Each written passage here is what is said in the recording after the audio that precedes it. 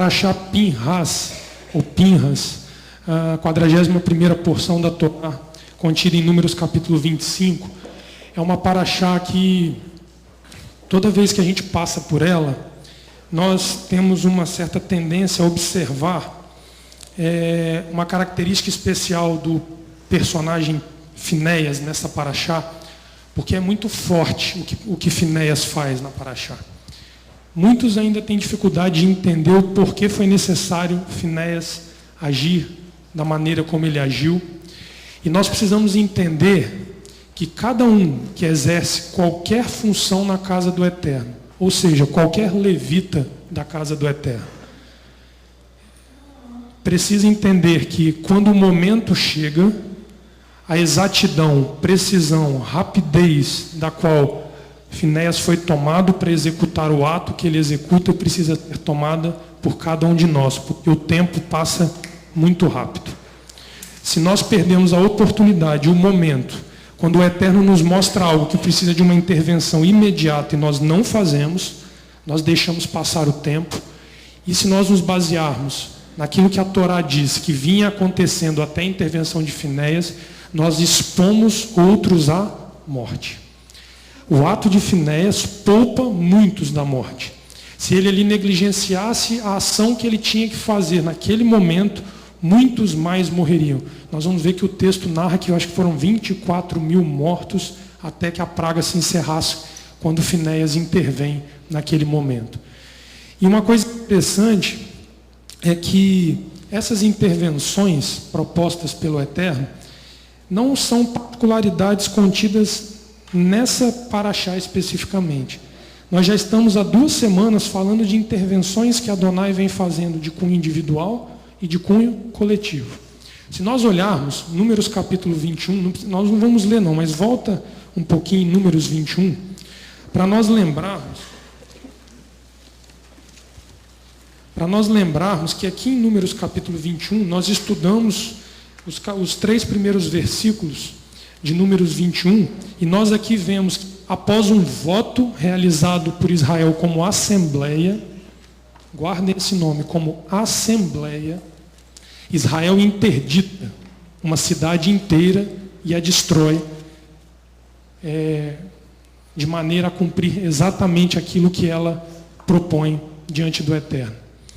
Se nós olharmos o capítulo um pouquinho mais à frente, a partir do verso 21, nós vemos a queda de 2 grandes reinos, Bazã e Moabe, também reinos interditados, destruídos pela mão desta assembleia, deste grupo de pessoas chamados filhos de Israel ali. O detalhe que nós precisamos entender é que isso é tão severo, essa aplicação de uma interdição, de um julgamento, de um juízo de cunho coletivo, que nós não estamos aqui falando de uma coisa que foi passageira. Ormã, por exemplo, uma terra amalequita, como nós conversamos, foi uma interdição perpétua, que Adonai havia prometido guerra ao longo dos anos contra Amaleque e sua descendência.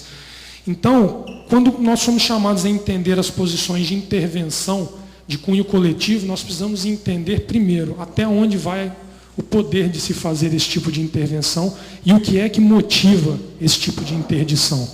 Nós não estamos falando aqui de interdições de cunho pessoal no sentido de eu quero interditar alguém, eu quero julgar alguém. Nós vamos ver que não foi uma motivação pessoal de Finéias contra aquele casal que levou Finéias a estabelecer aquele juízo. Este é um ponto-chave para nós entendermos que a parashá vai mostrar para nós que uma assembleia direcionada por Adonai, ela o faz para cumprir especificamente propósitos estabelecidos por Adonai. Não é um propósito pessoal no sentido de uma revanche, de uma vingança pessoal. Nós não podemos encarar a postura de Finéias dessa forma. Tanto é verdade que uma assembleia, e nós conversamos sobre isso, a assembleia era constituída por quem? Aqui os Bnei Israel, os filhos de Israel já estavam quase atravessando o Jordão.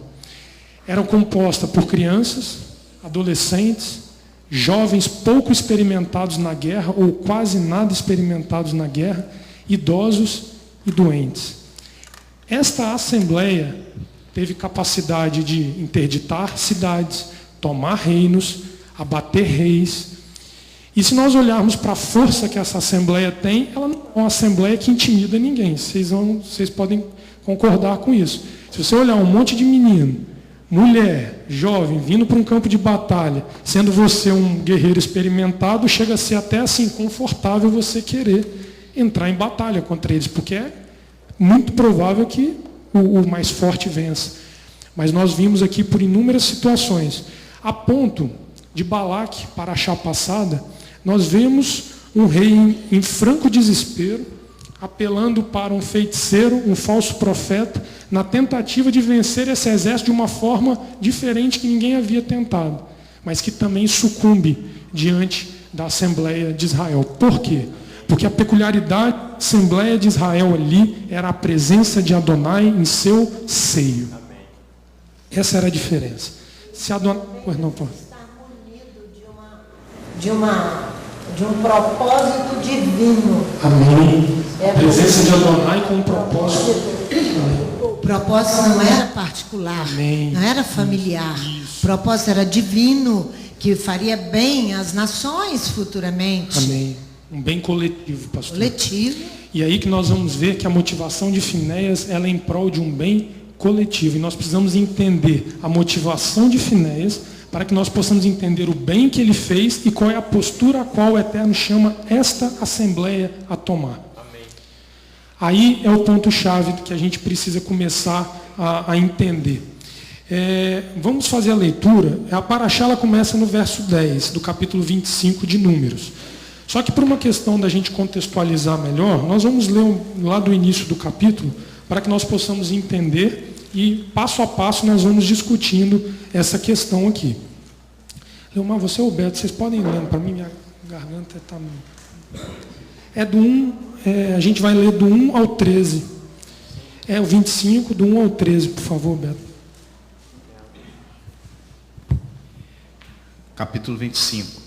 Enquanto Israel se demorava em Sitim, o povo se entregou à prostituição com as filhas de Moabe. Essas convidaram o povo ao sacrifício dos seus deuses, e o povo comia e se prostrava diante deles.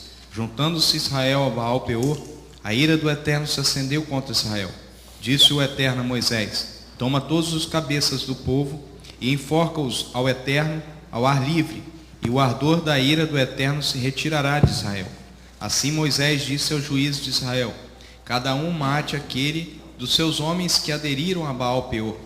Então chegou um homem dos filhos de Israel e trouxe a seus irmãos uma midianita, perante os olhos de Moisés e de toda a congregação dos filhos de Israel, enquanto eles choravam diante da tenda da congregação.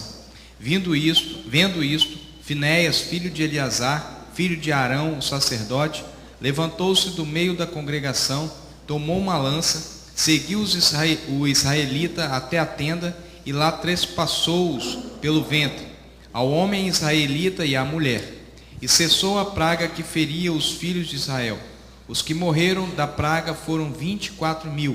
Então disse o Eterno a Moisés: Finéias, filho de Eleazar, filho de Arão, o sacerdote, desviou a minha ira de sobre os filhos de Israel, pois foi tomado de zelo por mim no meio deles. Por isso, no meu zelo, não consumi os filhos de Israel. Portanto, dize: dou-lhe a minha aliança de paz. Ele e a sua semente depois dele terá a aliança do sacerdócio perpétuo, porque foi zeloso pela honra do seu Elohim e fez propiciação pelos filhos de Israel. Amém. Até aí, Beto. Obrigado. Aqui nós vemos então, no início do capítulo, uma denúncia de um pecado coletivo que esta assembleia vitoriosa acaba cometendo.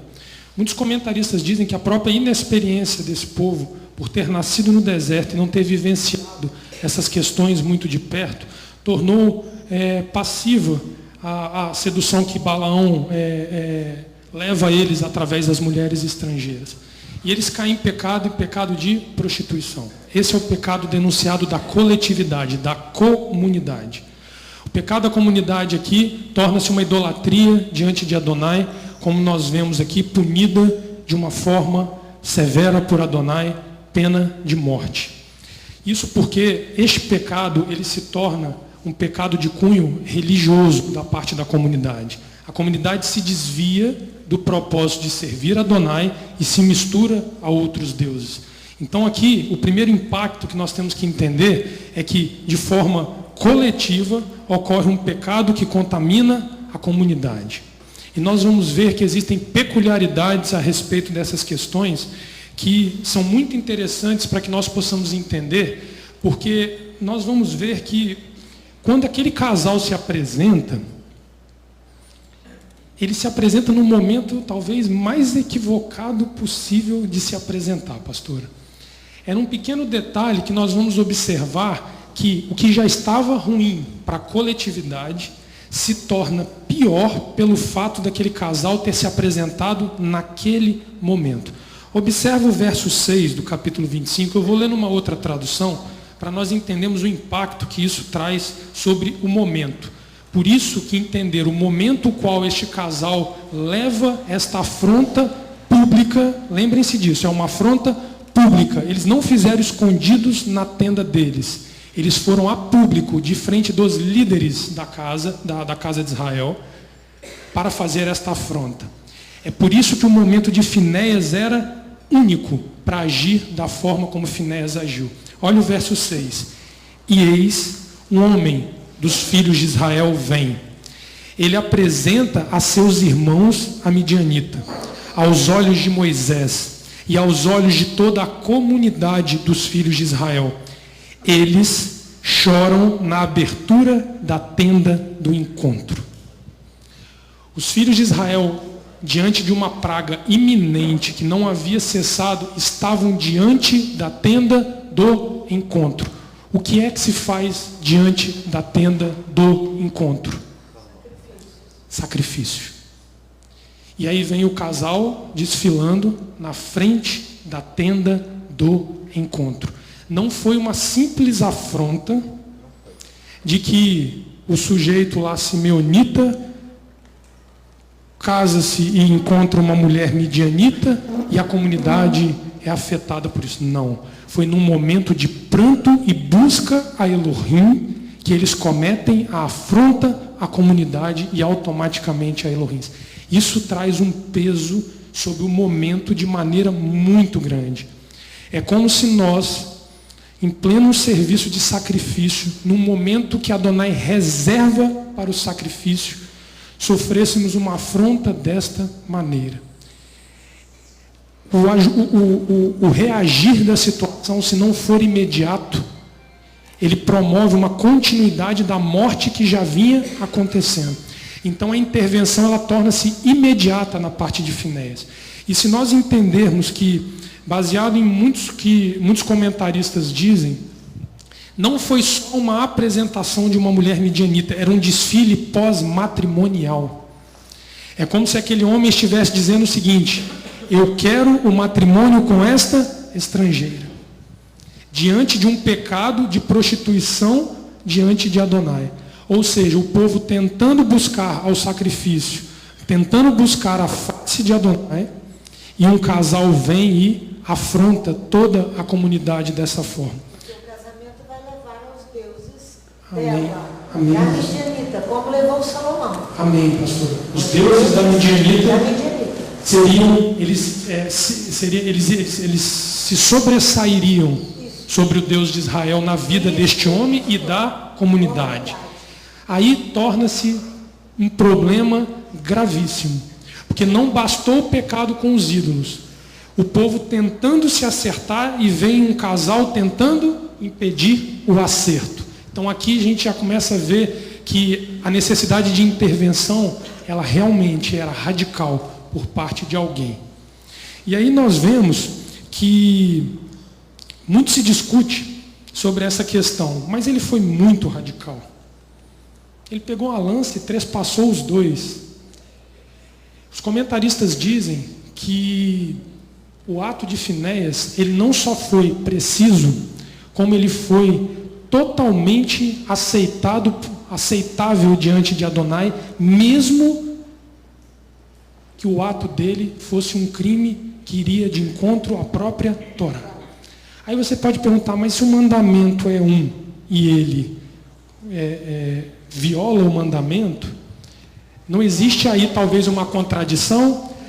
A contradição... Pois não, pastor. A justiça humana fica debaixo do pé, Amém. porque vai reinar Adonai. Amém. Se nós não permitirmos isso, nós estamos falando que ninguém vai matar ninguém. Nós estamos falando aqui. de coisas físicas Estamos aqui. falando de coisas Coisas físicas, espirituais. onde a justiça humana se cala, porque ela é como trapo de imundícias. E entra uma justiça divina Amém. em prol de um povo inteiro e de uma Amém. comunidade inteira.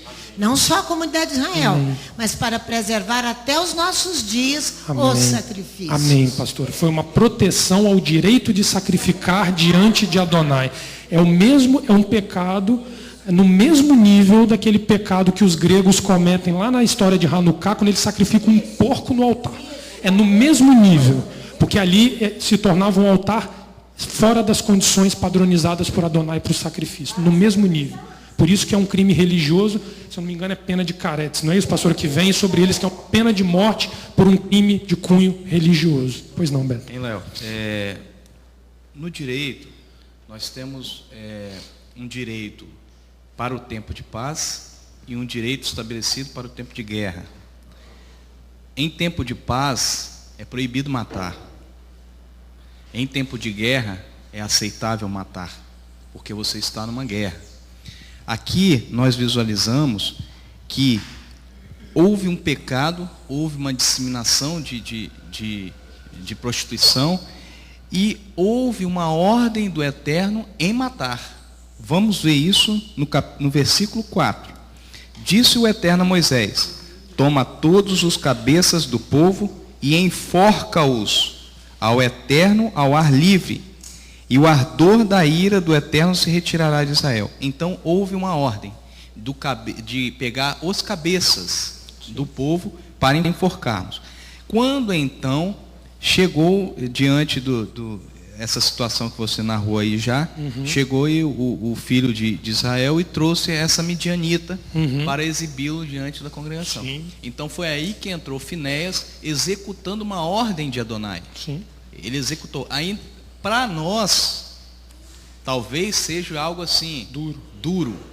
Mas houve uma ordem de Adonai, porque aquele momento ali era um direito de guerra. Sim. Era uma norma estabelecida de guerra. Era um bem coletivo em prol da vida de dois. Ele estabelece isso para com Salomão. Salomão assume o reino, mas Joabe matou em tempo de paz. Davi diz claramente em 1 Reis.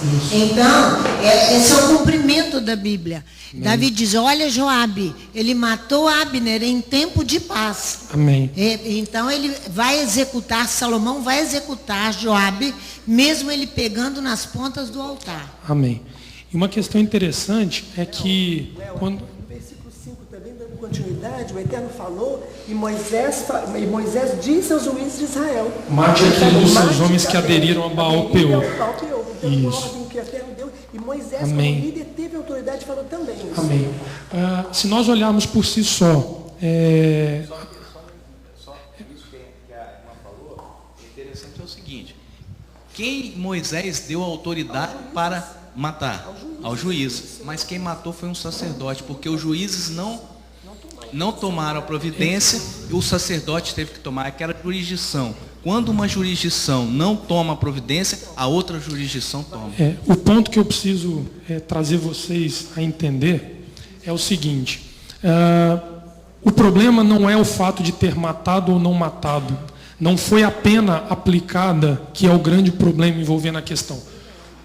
O que nós temos dificuldade é de aceitar a pena proposta por Adonai.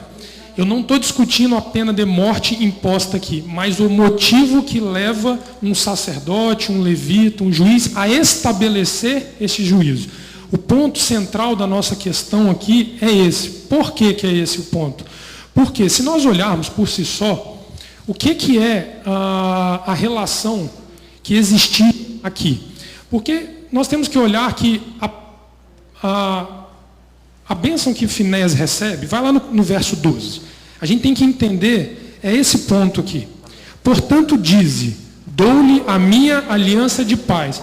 Volta naquela parece uma contrariedade, porque ele matou e recebeu aliança de paz. Nós não podemos nos focar na questão da forma como Finéias executa o juízo de Adonai. Porque se nós olharmos para isso, nós vamos começar a entrar em questões do tipo: por que que o morro caiu na cabeça de 300 famílias? Por que que um prédio desabou e ficou um monte de gente sem ter onde morar? Se a gente for entrar nisso, a nossa fé vai diminuir e nós vamos começar a pecar contra Adonai, porque ele é juiz suficiente para estabelecer a pena da forma que ele quer.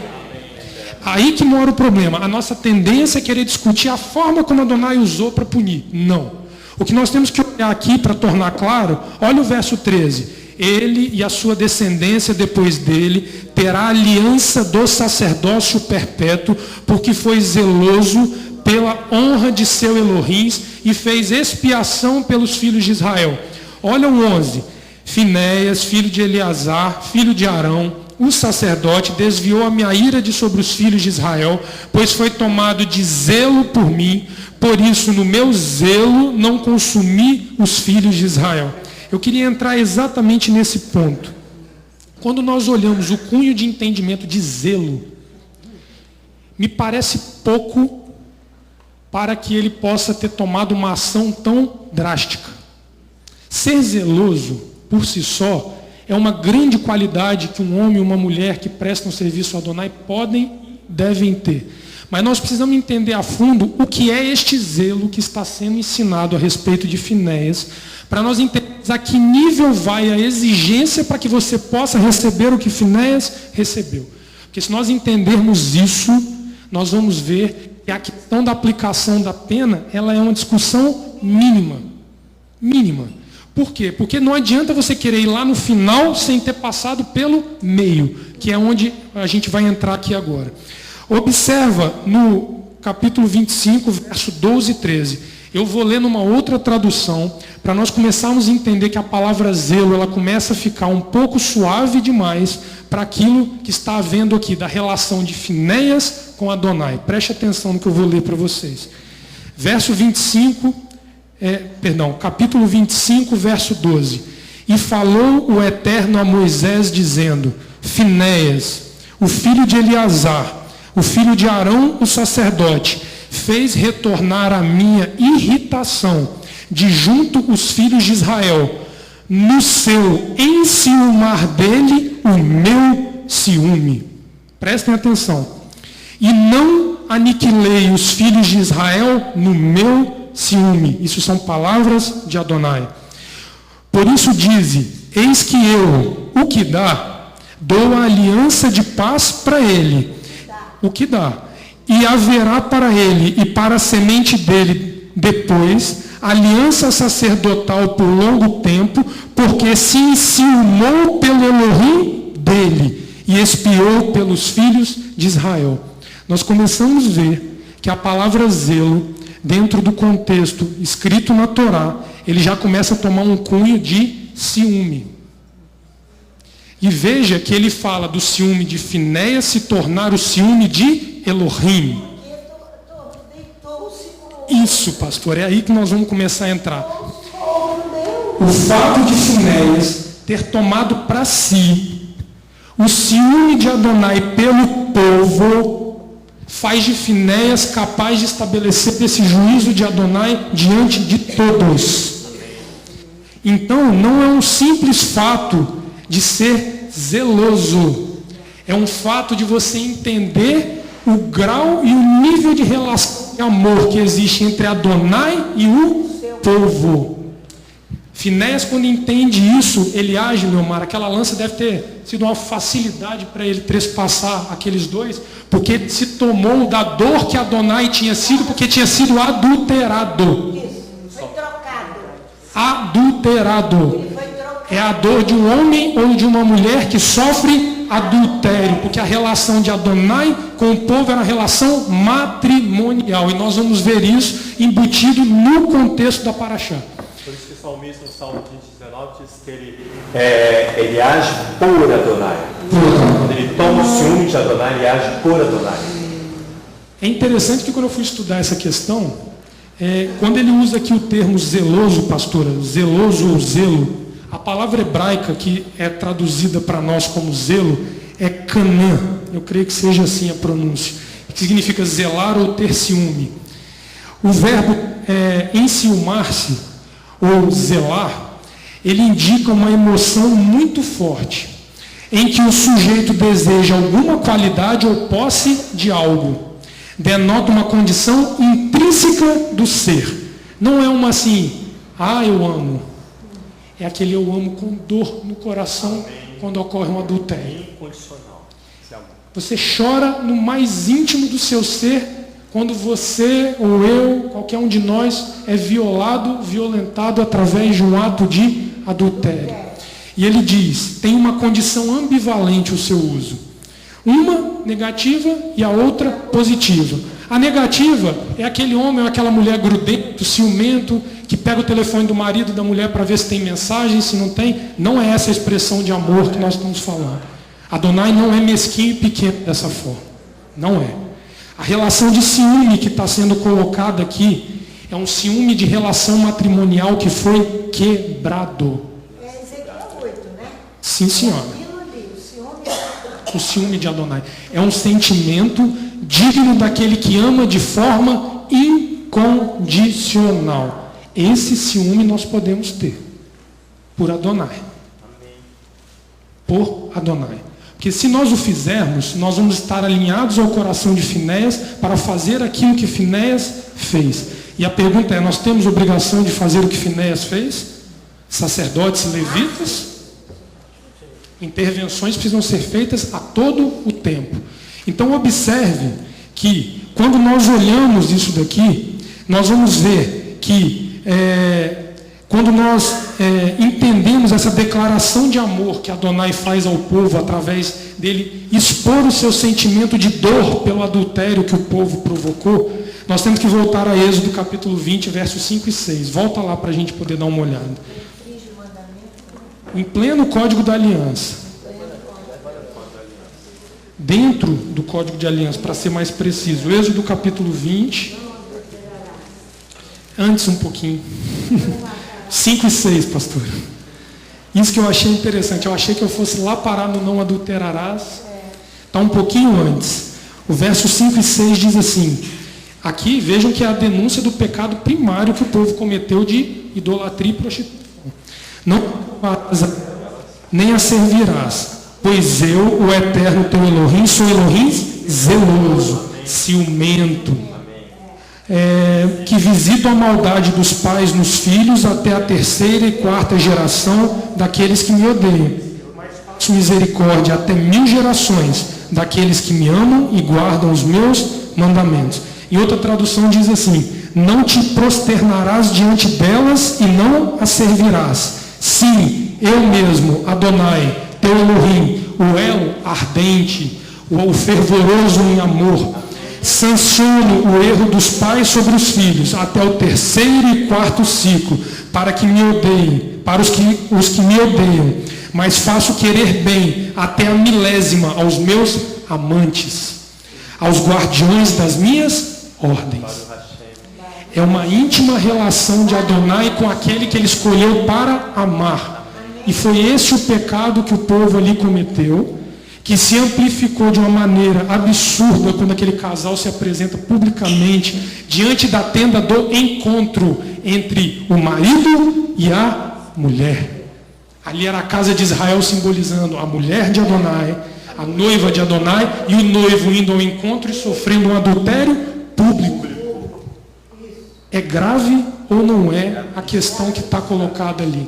Então, quando nós vemos que este pecado, ele está ao nosso redor, não é lá do passado, ao nosso redor, nós vamos ver que nós precisamos ter Finéias no nosso meio, para intervir a todo momento, fazendo a justiça de Adonai, em prol do amor que ele tem pelo povo, para que isso não seja violado.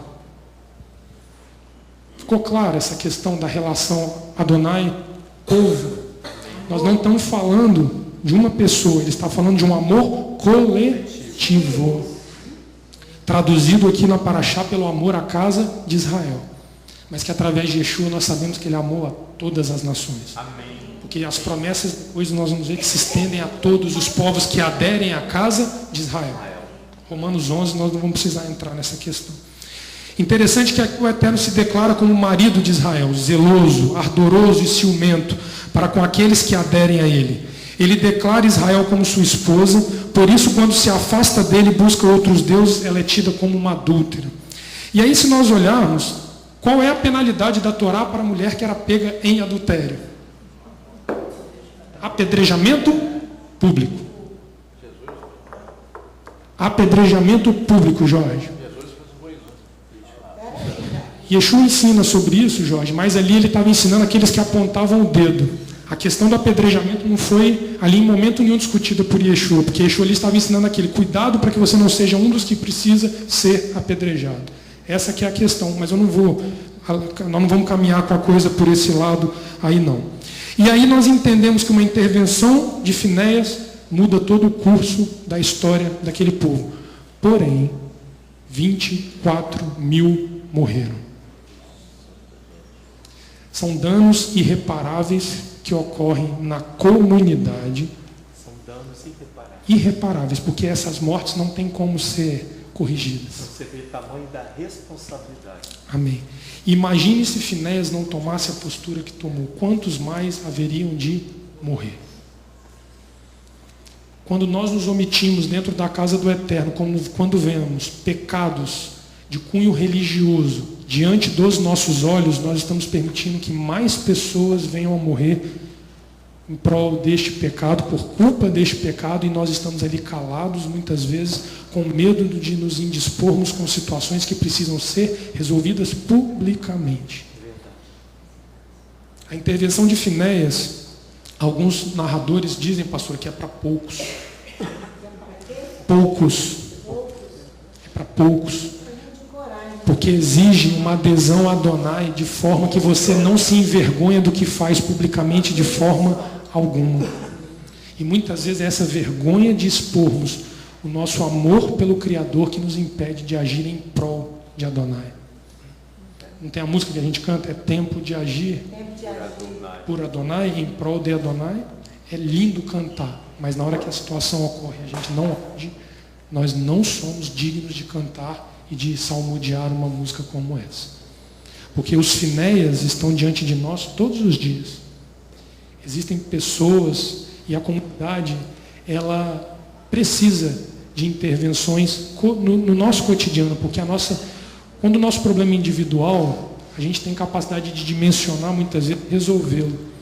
Mas quando é coletivo, é aquele novelo que você puxa, não para de vir em linha e você não sabe quando vai acabar. Então precisam haver essas intervenções públicas para que nós possamos entender isso. Vamos lá no Salmo 79, Leomar. Você, o Beto, lê para mim, do 5 ao 13, faz favor. Salmo 79. 7:9, Jorge. Aqui é um clamor, desculpa, Beto, aqui é um clamor que nós vamos ouvir do salmista em prol de tentar ajustar a condição matrimonial que havia outrora sido prejudicada. Verso 5, Beto, começa para a gente, faz favor, do 5 ao 13, por favor. Até quando, Eterno? Indignar-te-ás para sempre? Até quando arderá o teu zelo como fogo? Derrama o teu furor sobre as nações que não te conhecem e sobre os reinos que não invocam o teu nome, pois devoraram a Jacó e assolaram as suas moradas. Não invoques contra nós as iniquidades dos nossos pais. Apresse ao nosso encontro a tua misericórdia, pois estamos muito abatidos. Ajuda-nos, ó Elohim, da nossa salvação, pela glória do teu nome. Livra-nos e perdoa os nossos pecados por amor do teu nome. Porque diriam as nações, onde está o seu Elohim?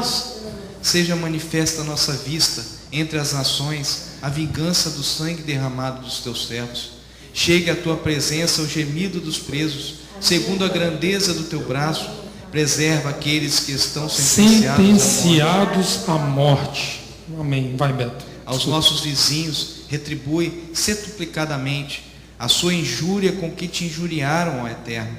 Então nós, teu povo e ovelhas de teu pasto, te louvaremos eternamente. De geração em geração proclamaremos os teus louvores. Aqui ele chama a lembrança de Adonai que até a terceira e quarta geração, as gerações futuras precisam sobreviver. É o clamor de quem viu o adultério de Israel sendo condenado a um exílio para que fosse corrigida, e resgatando a memória de Adonai, lembra-te de nós.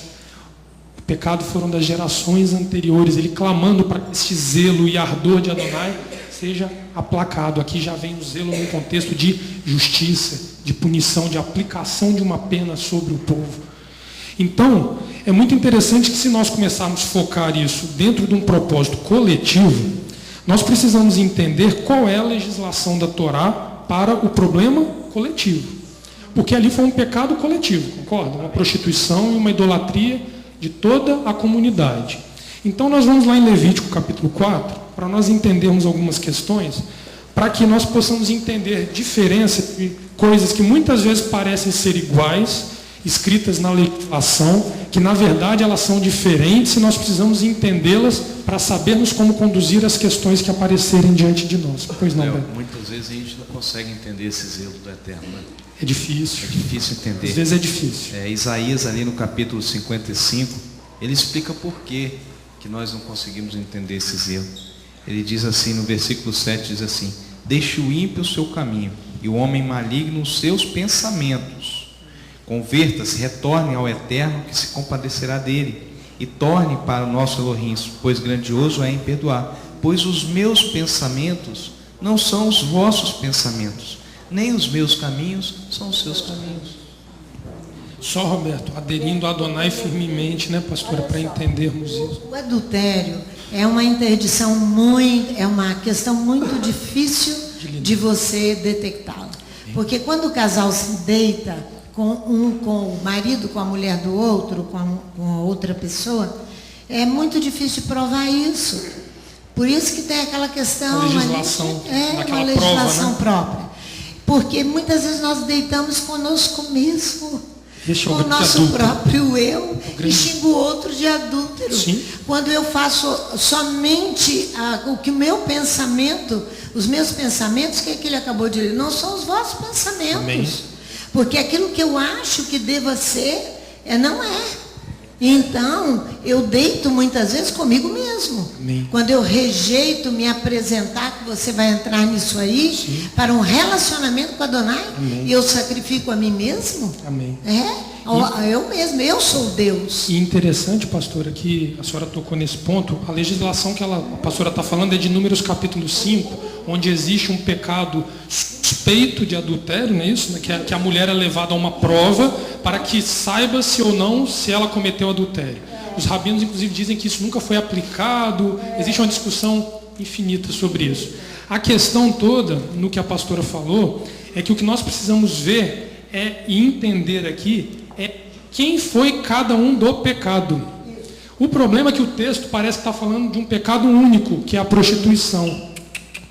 Tem 2 pecados. E o Eterno, pela sua misericórdia essa semana, nos faz enxergar que naquela leitura de Números capítulo 25, esse pecado público, coletivo, que está ali exposto, que a gente está falando sobre ele, o adultério, a prostituição, mas tem outro pecado. Só que nós precisamos saber quem é quem, para entender qual é o pecado de cada um, para nós sabermos como lidar e ajustar as questões de cada um, porque nós estamos por enquanto falando só do povo em geral. Preste atenção, vamos a Levítico capítulo 4, verso 13 a 16. Levítico 4, de 13 a 16. Observe como que muitas vezes a pobreza das línguas ocidentais nos fazem imaginar que nós estamos falando de sinônimos de coisas que não são sinônimas. Observem isso aqui. Capítulo 4, verso 13. Se, porém, toda a congregação de Israel pecar por ignorância, e isso for oculto aos olhos da Assembleia, e se fizerem o que é proibido em qualquer dos mandamentos do Eterno, não tem negociação, aquilo que não se deve fazer e forem culpados, e o pecado que cometerem for notório, então a Assembleia oferecerá um novilho como oferta pelo pecado e o tirará diante da tenda da congregação. Os anciãos da congregação porão as mãos sobre a cabeça do novilho perante o Eterno, e o novilho será degolado perante o Eterno. Então o sacerdote ungido trará do sangue do novilho a tenda da congregação. Então aqui existe uma legislação quando ocorre um problema envolvendo o povo e uma assembleia. tem diferença entre a congregação e a assembleia?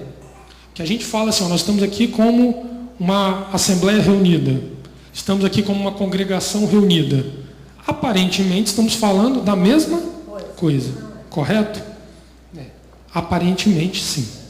Mas quando nós vamos olhar aqui com mais detalhes, eu vou ler novamente para nós entendermos isso daqui, para que nós possamos esmiuçar essa questão para saber lidar com ela.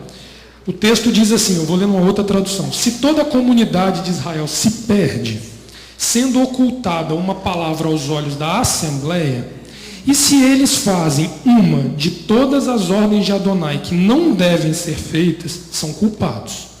Em seguida, quando a falta que faltaram é conhecida, ou seja, precisa haver a exposição da falta, a assembleia apresenta um novilho, filho de bovino, como desfaltador. Eles o levam em frente à tenda do encontro. Os anciãos da comunidade colocam as mãos sobre a cabeça do novilho diante de Adonai. Ele degola o novilho diante de Adonai. O ministrante messiado leva sangue do novilho à tenda do encontro. Por que eu fiz questão de repetir isso aqui? Porque nós vamos ver que é nítida a diferença entre assembleia e a diferença entre comunidade ou congregação.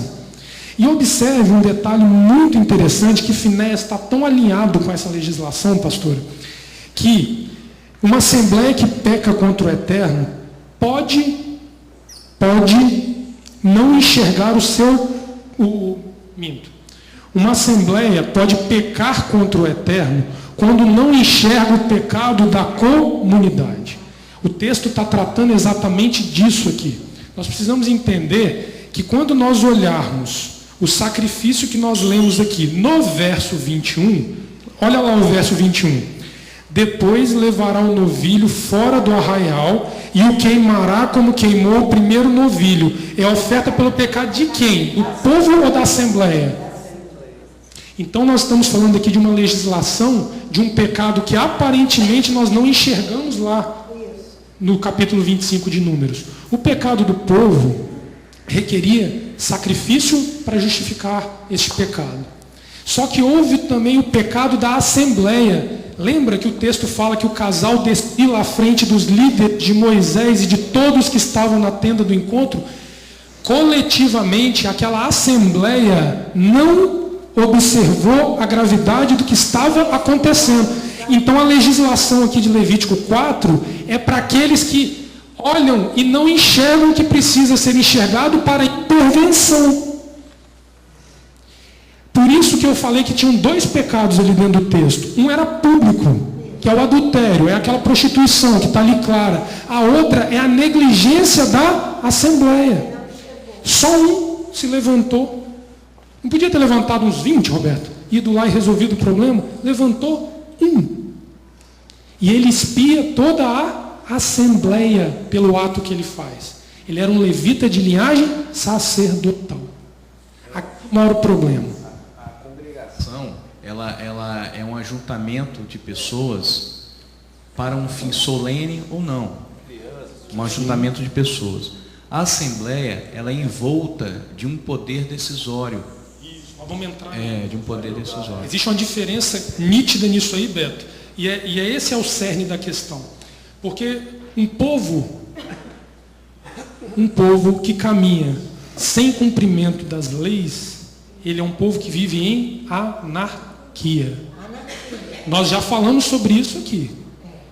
Se você tem uma lei sobre a sua cabeça e ela precisa ser aplicada, precisa alguém que aplique esta lei. E aí nós vamos ver que existe a responsabilidade individual do juiz, do sacerdote, do profeta, mas existe a responsabilidade pública de uma assembleia. Porque quando as questões são muito grandes para um indivíduo só resolver, precisa da coletividade agindo, e essa coletividade se chama assembleia.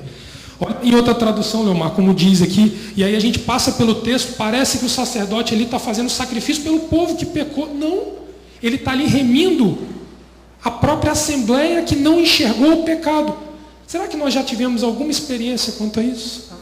de uma assembleia não enxergar diante dos próprios olhos o buraco que estava se metendo e permitindo o povo cair. Por isso nós estamos diariamente sacrificando. É por isso, Leomar, que nós vamos ver que isso vai confluir nos sacrifícios. Nós vamos entender isso tudo de forma clara, a entendermos que não dá mais para negligenciar, porque o tempo acabou.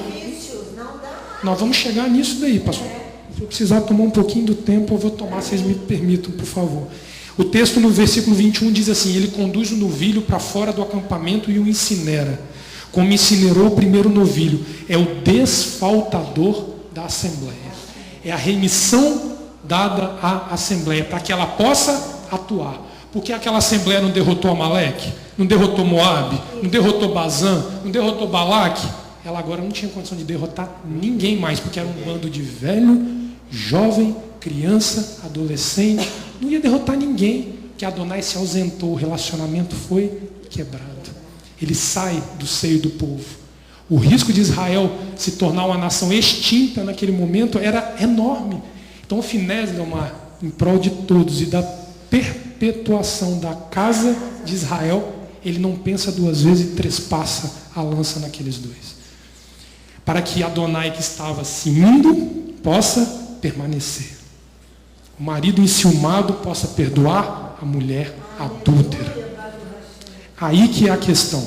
E aí nós vamos ver, pastora, que quando a gente olha aqui, lá como está escrito, quando ele fala de congregação ou comunidade, a palavra é Edã, que é o que o Roberto falou. É uma congregação, uma comunidade, da ideia de ser uma testemunha fiel que vem ao encontro de. O povo, a coletividade, é uma testemunha fiel que vem ao encontro de, na tenda do encontro. Isso é ser uma congregação, Edã. Já a assembleia é Kahal, tem peso.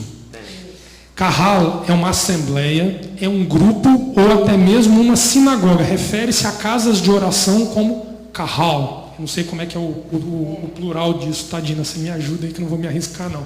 Uma sinagoga pode ser tida como uma Kahal, porque ela pode ser uma assembleia constituída para julgar as questões locais onde ela está estabelecida. Só que uma assembleia em adultério, ela não julga nada. Aí que é o ponto. Fala de novo a responsabilidade, julgar.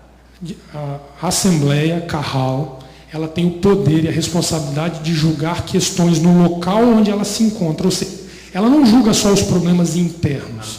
Ela tem poder de julgamento de uma cidade, de um estado, de uma nação. Basta essa assembleia estar com poder suficiente para isso. E com Adonai no meio. Amém, pastor. Pois não, minha irmã. Salmo 69, 10. Deixa eu ir lá rapidinho para não me perder aqui. 69, 10. Quando choro e castigo com jejum a minha alma, suporto afrontas. Quando me visto de pano de saco, torno-me um provérbio para eles. Era esse mesmo? Ah, tá, é o 9, né? É, o zelo da tua casa me consome, e os insultos dos que te afrontam caem sobre mim. É isso aí, minha irmã. Isso daí, isso é se enciumar no meu ciúme, como diz a palavra. Então, o que nós precisamos ficar atento aqui é que quando se fala de uma Kahal, ela trata assuntos civis, sim, mas o foco da criação e do exercício de uma função de uma Kahal, de uma assembleia, é o cunho religioso. Ela faz asepsia religiosa, ela julga de forma religiosa, ela julga os deuses estabelecidos em determinado local. Então, ela tem um nível de responsabilidade com a coletividade diferente do nível de responsabilidade de uma comunidade. Nós vamos ver que, normalmente, as assembleias são grupos reduzidos dentro de uma comunidade. Engraçado que eu lendo sobre isso, a gente vê muito pouco comentário sobre a Brit Hadashah, por questões óbvias, mas um desses autores que estava lendo falava que esta Kahal de Yeshua é a tal igreja de Jesus, traduzida da forma como veio nas convenções de origem ocidental, é uma assembleia constituída pelos servos que tenha Yeshua como rei espalhado pela face da terra para estabelecer os julgamentos passíveis dessa assembleia, ela não precisa estar debaixo do mesmo teto. Não precisa. A Kahala são servos, pastora. Onde eles estão em condições de como assembleia, porque unidos pelo mesmo Espírito, eles estão prontos para julgar as questões a nível mundial, local.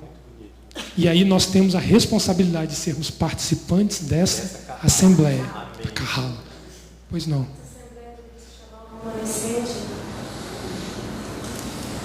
Sim, de certa forma sim. É porque se nós olharmos o remanescente, a comunidade também pode ser o remanescente. Mas aqueles separados para estabelecer os julgamentos, é um grupo, digamos, entenda o que eu vou dizer, mais seleto, não no sentido de seleto, não é isso que eu estou falando, mas seleto porque foi chamado para algo muito específico.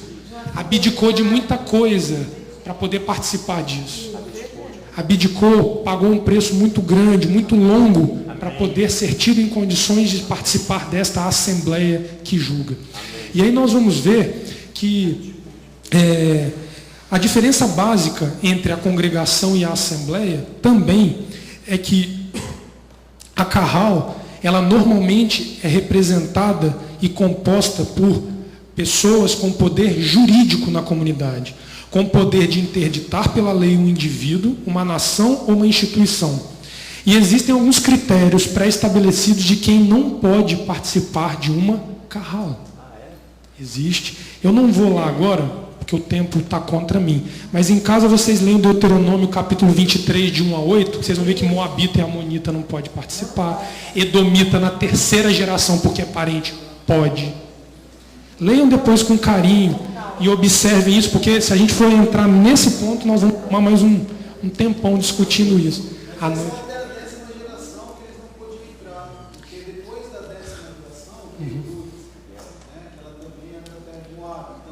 Perfeito.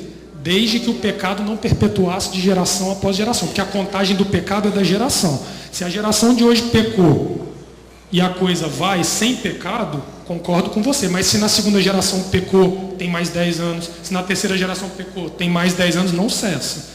A questão ali entra nisso daí.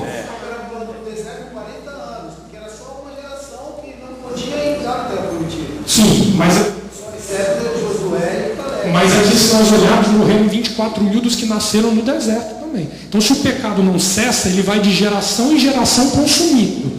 Precisa em algum momento parar, para que dali para frente a gente caminhe. E eu preciso caminhar porque o sino já tocou. Vamos chegar que o sino já tocou. Amém. Então, vamos entrar na questão que o Eterno falou conosco essa semana para que nós possamos direcionar e finalizar o estudo. Isso. O Eterno, durante a semana, ele denuncia os 2 pecados contidos na Paraxá no nosso meio. Presta atenção. Os 2 pecados, tanto o que está explícito quanto o que está aparentemente oculto, foram expostos por Adonai, pastora, no nosso meio esta semana. Vamos lá. O pecado referente à comunidade é a prostituição, que é a idolatria. Um adultério contra Adonai, como nós falamos. E o Eterno vem esmiuçando a fundo essa questão conosco, nos dizendo que nós temos adulterado esse matrimônio com Adonai, quando nós substituímos a sua Torá, os seus preceitos, por conceitos de cunho familiar. Este foi o pecado coletivo denunciado na congregação. Vamos lá, Mateus, pastora, capítulo 10, do 34 ao 42. Então, quando nós temos 2 pecados expostos, nós precisamos entender os 2 pecados para tratarmos os 2 pecados, para nós isso e cessarmos isso no nosso meio. Se o pecado foi a idolatria a um pai, a uma mãe, a um irmão, a um tio, a uma tia, ou uma esposa, a esposa ao marido, o marido à esposa, é um pecado de adultério público que a comunidade precisa se ajustar. O que Yeshua fala nessa questão? Verso 34 de Mateus 10. 6, que vim trazer paz à terra. Não vim trazer paz, mas a espada, a minha Torá. Pois eu vim trazer divisão entre o homem e seu pai, entre a filha e sua mãe, entre a nora e sua sogra. Os inimigos do homem serão os seus próprios familiares. Quem ama o pai ou a mãe mais do que a mim não é digno de mim. Quem ama o filho ou a filha mais do que a mim não é digno de mim. E quem não toma a tua cruz, não me segue, não é digno de mim. Quem achar a sua vida a perderá, e quem a perder a sua vida por minha causa a achará. Quem vos recebe a mim, me recebe. Quem recebe, recebe aquele que me enviou. Quem recebe um profeta, porque é profeta, receberá recompensa de profeta. E quem recebe um justo, porque é justo, receberá recompensa de um justo. E quem der de beber ainda, que seja um copo com água fria a um destes pequeninos, por ser meu discípulo, em verdade vos digo que de modo algum perderá a sua recompensa. Aqui Yeshua ensina de forma clara que não existe meio termo na relação homem com Adonai. Se ocorre adultério, é porque a sua adesão ao casamento com Adonai foi rompido e precisa ser acertado. E ele denuncia que no nosso meio, nós temos pecado como congregação, como comunidade, muitas vezes substituindo os ensinos dados pelo próprio Eterno, por aquilo que nós trazemos conosco ao longo de uma vida, trazido por um pai, por uma mãe, por uma avó, e por aí vai. Então esse foi algo que o Eterno nos expôs como uma questão congregacional. Mas houve um outro ponto que Adonai tocou conosco relacionado aos sacrifícios, que é de cunho de assembleia. Como pecado de assembleia, ele expõe diante de nós que havia uma falta dentro da casa, relacionada ao serviço ministrado dentro da casa, e que nós precisávamos ajustá-lo para que essa assembleia estivesse em condição de atuar como uma carral. Ora, se nós somos uma assembleia... Difícil, mas ele expôs, pastora. Se ele expôs, a gente... Todos eles, uma saia justa. Todos nós, pastor. Todos nós. Nós. Tá, obrigado pela correção. Nós. Porque eu estou incluso, eu não posso me excluir disso, né? Senão já começa por mim o problema aqui. Então, vejam que existe o problema coletivo da congregação e o problema da assembleia. Se a assembleia perde força para estabelecer julgamentos, a assembleia se torna exposta. E a exposição de uma assembleia composta por doentes, velhos, crianças, jovens e homens não preparados para a guerra, ela está fadada ao extermínio. Então ele nos ajusta para que nós pudéssemos entender a urgência da questão. E aí nós vamos lá em 1 Coríntios, pastora. Capítulo 10. Eu ia chegar lá, pastora. Ela só precisa me dar tempo. Ela só precisa me dar tempo, Leomar. Precisa me dar tempo.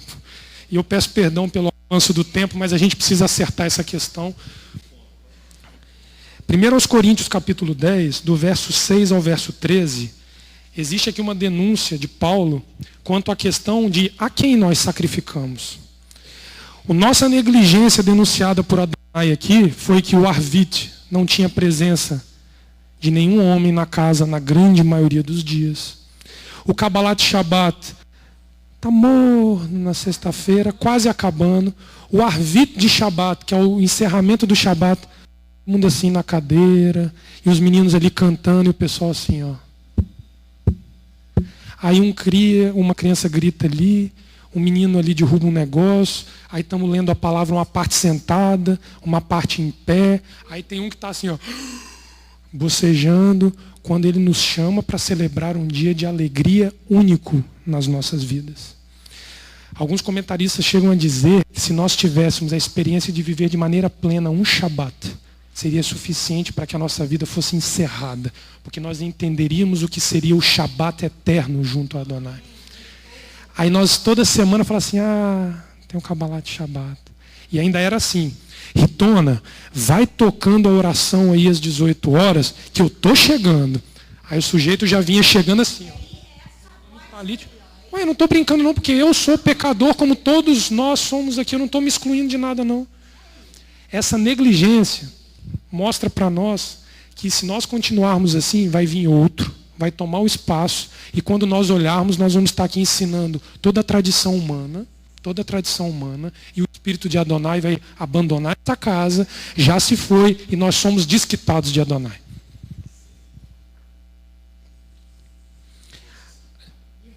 Nem carta ele vai dar, Roberto, ele vai abandonar. Ele vai abandonar. se foi a glória de Adonai. Então, quando nós vemos 1 Coríntios capítulo 10, é um chamado que se nós não estamos sacrificando nos horários dos encontros com Adonai, nós estamos sacrificando a qualquer outra coisa que não Adonai. É esse aqui que é o texto. Deixa eu lembrar vocês uma coisa só, aos homens aqui, que devem, nós também estamos nos sacrifícios. Mas eu pensava, Deus Todo-Poderoso, como é que vai fazer o Arvit, o sacrifício da tarde, às 18h30 aqui, voltar ao normal? Não é? Quando tinha lá no passado, eu pensava. Sabe por quê? Quando nós fizemos aliança com o Neemias pacto da 10, inocência, é isso aí. toda aliança é acompanhada de um sinal e de uma lei. Esta aliança que essa semana nós estabelecemos aí, o pacto da inocência é uma aliança. Sim. Que Ezequias ali fala, eu decidi renovar a berite, a aliança. Amém. Ela é acompanhada de um sinal e de uma Amém. lei. Amém. Não existe, olha o sinal de Moisés, o Shabat. Amém. A lei e o Shabat. Amém. É o sinal com Moisés. Qual é o sinal com Abraão? A circuncisão. E a legislação da circuncisão. Amém. A nossa, qual é o sinal? Fazer cumprir a Arvit Shacharit com presença dos homens nesta casa e não ser um local de gente mais velha que está orando pela cidade, desocupado, que não tem nada para fazer. Amém. Não é isso. É um acompanhamento de uma lei que está aí nessa paraxá, Amém. capítulo 28 e 29 Isso, de isso aí. Números. Uma lei e um sinal. Isso. Qual é o sinal? O cumprimento dele. Amém. Logo em Esse seguida, é o sinal. logo em seguida que ele faz o recenseamento após o ato de Finéias, o capítulo 28 se preocupa em restabelecer sacrifício da manhã e da tarde, Rosh Hodesh, que é o sacrifício mensal da lua nova, é a lei. o Shabat, não vou Isso. falar, não esqueci não, o Shabat e as festas anuais. Ele traz a memória do povo que nasceu no deserto o seguinte, tem encontros marcados comigo. Se vocês não sacrificam a mim, vocês sacrificam aos demônios. Verso 6 do capítulo 10 de 1 Coríntios. Desculpa Pois te não, interromper pastora, fica à outra vontade, vez. por favor. Vocês já viram aqueles encontros das mulheres de oração? Me desculpe dizer o nome da denominação Assembleia de Deus. Aquelas mulheres da minha idade, tudo com cabelo longo de coque aqui na cabeça, e o Espírito se manifesta a elas. E elas ficam irritadas. Por quê? Porque os homens não estão presentes, não tem sacerdote. Se não tem sacerdote, elas também não têm muita autoridade. Não pode Aí tomar o vão lugar elas do e gritam sacerdote. lá como juízas na cara deles, fala as coisas para eles, coitadas, lutando e orando. São chamados do grupo de oração das mulheres. Sim. Irmãos, não existe isso. Nós temos que estar juntos diante do Eterno. Amém. Sacrifício é para homem e para mulher. Amém. Tira isso da sua cabeça. Esse negócio é arcaico e velho. Amém. É para homem e para mulher. Amém, pastor. Somos todos nós diante de Adonai. Amém. Senão você expõe as mulheres vulneráveis e jogadas para o lado. Amém, pastor. É isso que é a irritação que eu tenho. Porque não comparecem. Amém. Não comparecem. Isso é para a mulher. Amém. O texto diz, ora, verso 6, essas coisas aconteceram como exemplos para que não cobicemos as coisas más como eles cobiçaram. Está falando lá do deserto.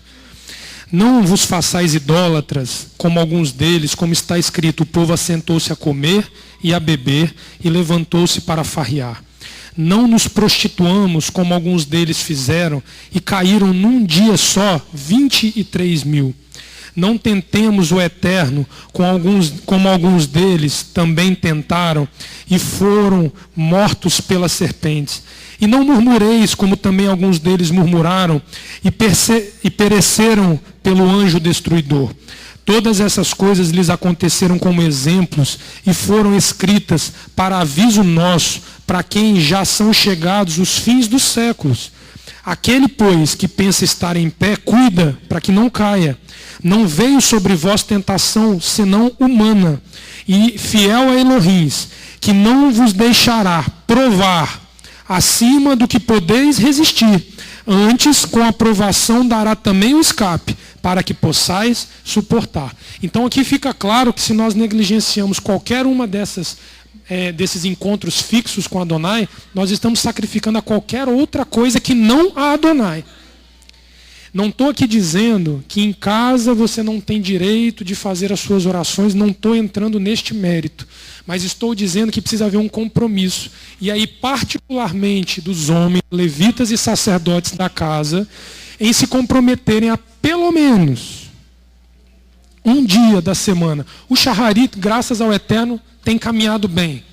Mas o Kabbalat Shabbat, o Arvit, que é a oração da tarde, ou seja, o recebimento do dia santo, a oração da tarde, e o encerramento de Shabbat, o Rosh Hodesh, tem gente que nunca nem ouviu falar nele, que é a festividade da Lua Nova. E as festas fixas precisam da participação maciça dos homens. E essa semana eu orando com o Leomar, ontem a gente subiu para tocar o shofar, a gente orando por essa questão, nós oramos assim: Eterno, obrigado. Porque durante longos anos nós negligenciamos os sacrifícios, mas estiveram mulheres lá espiando por nós. Mas basta, porque é nossa responsabilidade. Assim nós oramos ontem e oramos durante essa semana. Porque o pacto feito em Neemias capítulo 10 vai nos levar à morte se nós não cumprirmos com ele. E os sacrifícios estão lá dentro daquelas orações de Neemias capítulo 10 que nós fizemos. E aí, meus irmãos, nós já começamos antes do Shabat de hoje, porque eu não poderia nunca estar aqui falando sobre isso se durante a semana nós tivéssemos ficado pasmos, parados. Já existe uma... Misericórdia, pastor. Já existe uma escala onde pelo menos 2 homens estão fixos no sacrifício da tarde. Estabelecido, se vocês quiserem, a gente de forma emergencial precisou pegar quem estava na beira para poder começar a cumprir. Mas é obrigação de quem mora perto ou de quem mora longe, pelo menos um dia na semana comparecer ao Arvit. Se nós olharmos, é Isabel, né, pastor? Aqui é no texto que fala de Isabel, que fala assim, porque no turno do sacerdote Zacarias, então, não é isso? É Isabel, não é isso? A tradição ensina que os turnos pelo nome do sacerdote responsável pelo turno. Então vamos fazer um exercício aqui. Eu vou botar no meu dia, para não ficar... Quarta-feira é o meu turno, é o turno de Felipe Maia e de Leonardo Zap. Se não tiver nenhum dos 3 na próxima quarta-feira, eu falei com a Ritona, você está autorizada de denunciar o turno dos levitas, não vou nem chamar de sacerdote não, para não pegar pesado com a gente, dos levitas, Leonardo Zap, Leonardo Gama e Felipe Maia esteve vazio na quarta-feira. Vocês estão em falta com a Adonai, tem que ser público. Sabe por que tem que ser público? Porque a gente gosta de ser abençoado publicamente, não gosta? Mas quando a gente peca, a gente quer ficar escondido em casa e esquecerem do nosso nome. Mas o pecado é público e agride a assembleia. É por isso que a correção tem que vir de maneira pública. Então, de domingo a sexta-feira, tem escalas 18h30, com exceção de nas sextas, 18 horas. Quem tiver entendido o que o Espírito de Elohim falou esta semana, favor me procurar para que nós possamos encher a escala. Quanto mais homens, melhor. E não é fogo de palha, é para perpetuar. Nós somos gratos às mulheres, queremos elas conosco. Eu falei com a Ritona, se você parar de orar no sacrifício, eu vou brigar com você, porque está orando há mais de 20 anos por nós no sacrifício. Eu falei que eu vou brigar com ela se ela não abrir a boca. Sandra Machado, todas elas, pastor, a senhora, Carmen, Arister, Maria Célia, toda a Dinaí, que está há muito tempo aqui conosco já também. Nós somos indesculpáveis com isso daí. Porque não é fácil vir à casa do Eterno apenas para passear. Porque é uma vida de fé, de compromisso e fidelidade. Isso é fé. Esse é o estado do homem ou da mulher que fizeram adesão a Adonai. Ele não leva coisa brincando.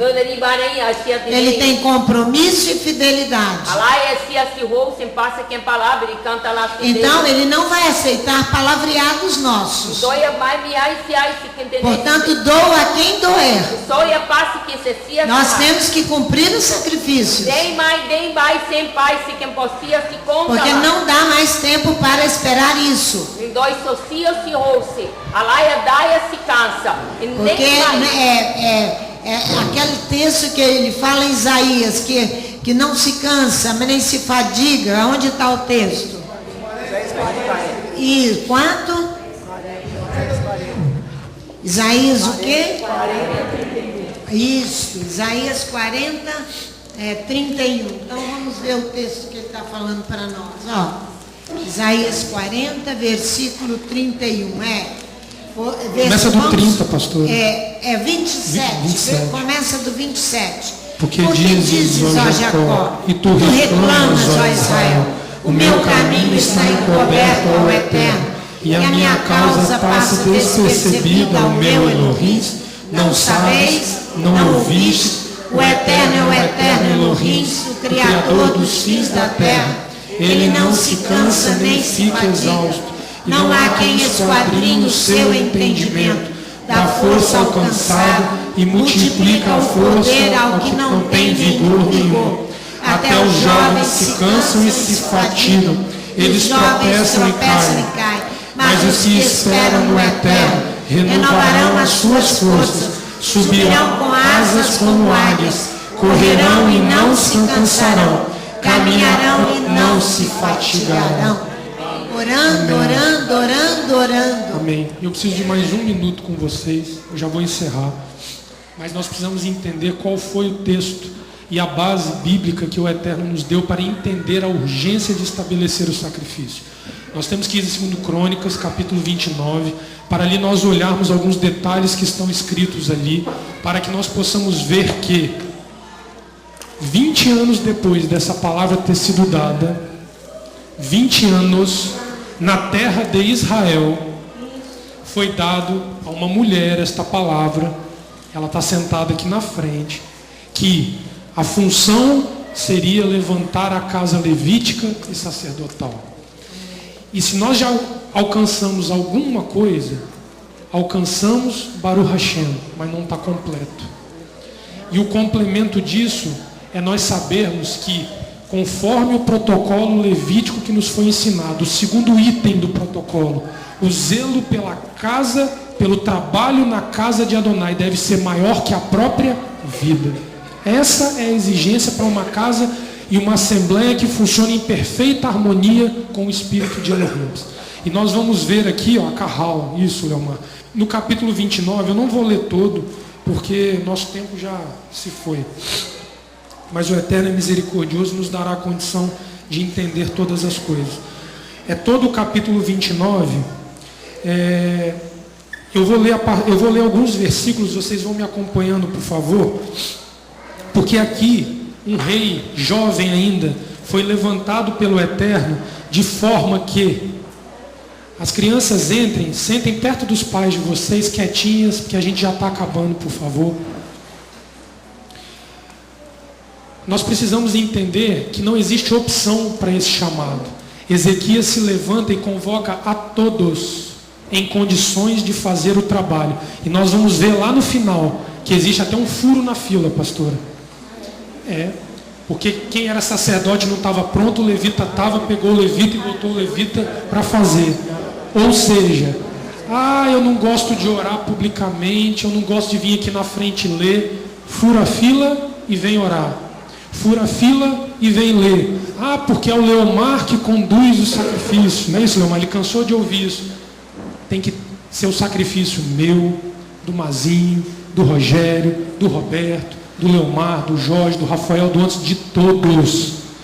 Assumindo as responsabilidades inerentes a nós aqui dentro. Olha o verso 5.